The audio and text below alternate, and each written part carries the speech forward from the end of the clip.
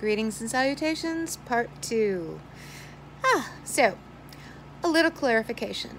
So, it seems that my terminology is a little different, perhaps. Certainly got a lot of responses when I did a Facebook post last night using the word dinner date. Oh boy. So, some clarification. I am single by choice. I had been married for about 14 years and divorced about 8 years ago. I do date. I prefer to date men, but I am attracted to both men and women. I consider myself bisexual. And thankfully my parents, I think both of them know. I know my mom knows because she did that, "Are you sure it's just not a phase?" Yeah, we had that talk a few times. It's not a phase. I think my dad knows, but it's not like we talk about it a lot. We just kind of pretend like it's no different than I'm right-handed, a Sagittarius, and nearsighted. Just move along. I think maybe it's part of that, if we don't talk about it, I don't have to face it. It could be that too. But yeah, with mom, I did get the, "Are you sure it's just not a phase?" Yeah, I got that a lot too. So I have certain terms that I use that we need clarification, I guess. If I'm with a friend and I call them a pal, it's a pal. I'm not sleeping with them. If I call them a buddy, it means I either did sleep with them, will sleep with them again, or who knows what. But chances are the buddy has, well, to be blunt, carnal knowledge, if you will, from whenever. Could be years ago, could be months ago, could be last week. It's, buddy. But yeah, if I say the word pal, it's literally a platonic thing. When it comes to friends, if I say acquaintance, it's not somebody that I want to have close to me. It's just an acquaintance. If I say it's a new contact, then it's like I'm open to seeing where it goes.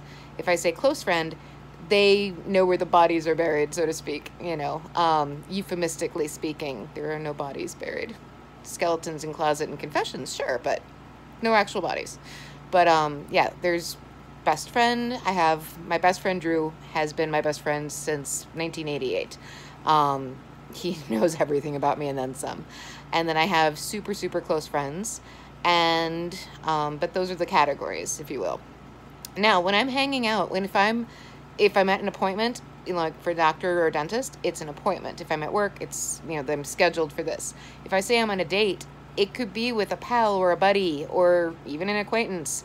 Not often, but, or just, with my close friends, etc. So I use the term date as anything that's not work, or somebody's working on my teeth, or somebody's drawing blood. It's like, date is the word for fun. It's kind of like when my kids would have play dates. They'd go to a friend's house. It was a social thing. So I use the term date as a social thing. Do I date people? Yes, but I'm terrified of commitment. So I try not to actually date in the traditional sense. But it happens occasionally, occasionally I'll take a leap and try it, but commitment scares the hell out of me for several reasons that we won't go into on this video because we're going to keep it light and fluffy. But yeah, I'm terrified of commitment again. One marriage was honestly rocky enough. Have I attempted the boyfriend-girlfriend thing since being divorced? Yes. Has it blown up in my face? Every single freaking time. So I would rather just socialize with my friends as much as possible and just occasionally date here and there because it's scary. I don't like it. It really is scary. I don't want a repeat of past mistakes. I don't. I'm too scared. And I would much rather spend some very great quality, rewarding time socializing with my friends, whether it's, a cuddle kind of date or just hanging out with dinner and a movie or going to Boozy Bard or going to Bristol, or going hiking, anything like that, fun things. The romantic stuff, yes. Am I still a hopeless romantic? Yes. I haven't been able to extinguish that yet. I'm trying. But I'm scared, so I figure I'd rather do the things that I enjoy. Life is what it is. I'm not going to give you that cliche, life is short. Yeah, duh. But sometimes life feels long, too. So, there are moments. But I have the best friends a woman could ever, ever dream of having.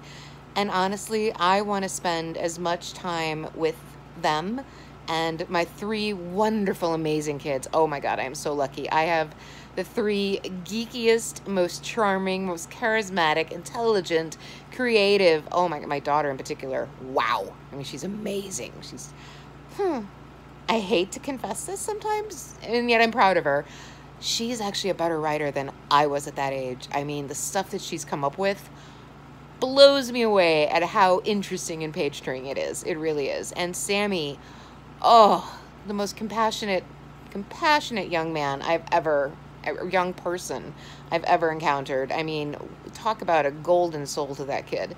And Jerry, the oldest, he has more talent than I think he sometimes realizes, and he is just an amazing, amazing mind and spirit, stronger spirit than he realizes too. But oh, I got lucky with all 3 of those kids. Each kid is unique and special in their own way, but they're also similar in that they are so wonderful and kind-hearted and amazing.